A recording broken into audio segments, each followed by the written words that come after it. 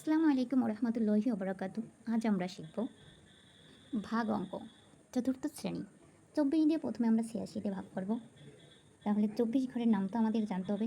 যেহেতু আমরা অনেকেই 24 ঘরের নামটা জানি না, তাহলে একটা টেকনিক অবলম্বন করতে হবে।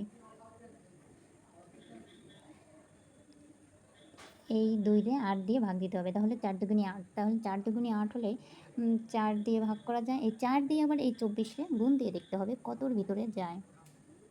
4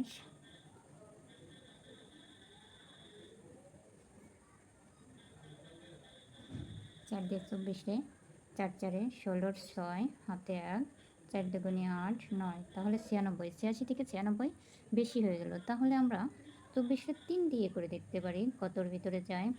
3 4-এ 12-র 2 হাতে 1, 3 দুগুণে 6 আর 1 7, তাহলে 72। তাহলে 24-এর মধ্যে 3 বার যায়, 72 দিয়ে আমরা করতে পারি।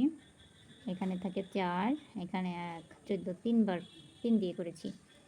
তাহলে উত্তর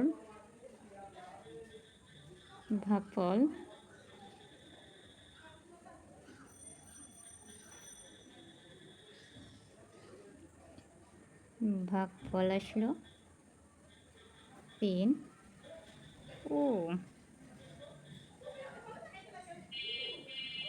ভাগশেষ 14। এটা আমরা রাফ করেছি।